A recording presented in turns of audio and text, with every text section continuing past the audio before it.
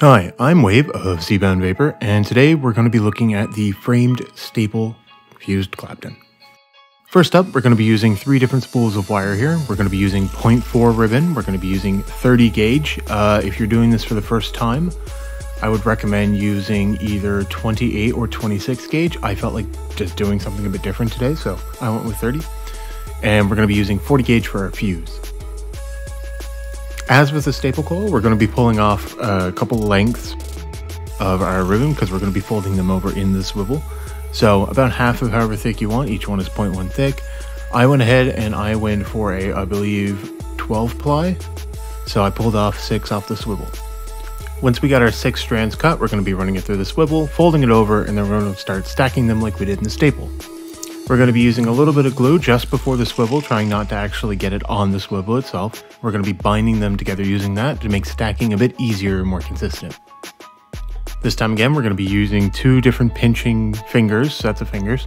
We're going to be running those down the length of it, kind of wiggling it slightly just to help it fall into place, and glue it on the end when we got it done. Next, we'll grab our frames. 30 gauge for me, could be 28, 26 for you guys. We're going to be pulling out the same length, and this is again going to be folded over, so double of whatever you want the end wire to be.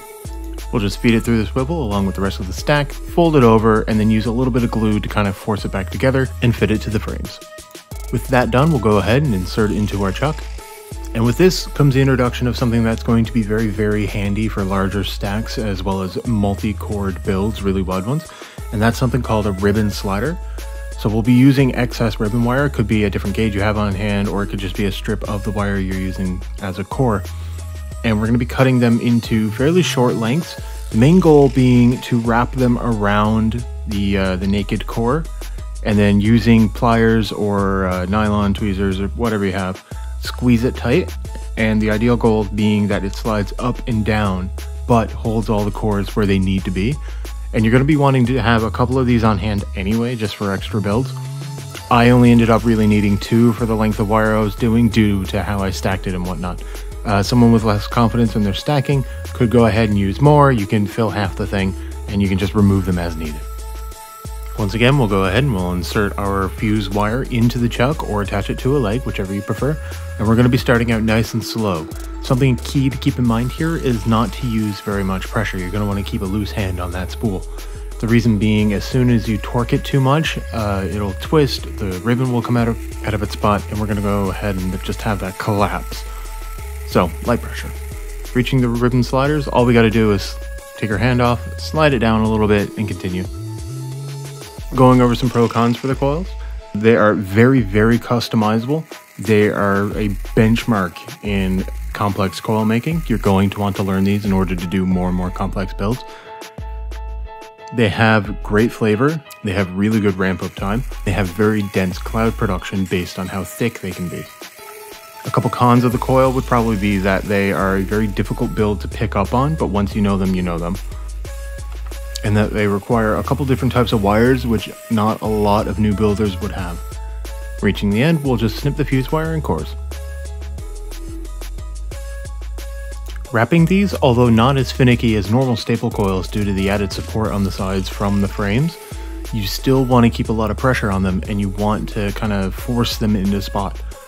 It's not a good idea to kind of try to expect these to fall onto the coiling tool. You kind of really want to mold it to where you want to go. So if you're wrapping away like I do here, you kind of want to force it down and slightly to the right as you do it and mildly twist your hand.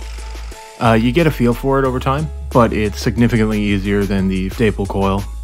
Given that it's the first time we're going to be installing a coil in an RTA, I will walk you through it a little bit. Installing it into the RTA itself, especially since this is a single coil, it's pretty simple. You just line up the legs on the side you want them to be and kind of force them outwards so that way they'll snap right into where you want them. Making sure you don't install them too high and just completely air out everything, or too low and choke off the airflow. You kind of want a nice middle ground. It comes with experience mostly. I can't really tell you what you need to do there. As for tuning, I did most of this off screen so I can get photos of it, post on my Instagram. Installing the cotton, we're going to go ahead and we're going to run it through, and we're going to be cutting it on a pretty sharp 45-degree angle. And the reason we're doing that is so we still have enough cotton around the coil itself to collect juice, but we're not jamming the juice holes there near the bottom. So that way juice can flow in freely and we can collect any extra within the cotton inside of the coil instead of just choking it out and not getting anything, or having it too loose and risking leaking all the time.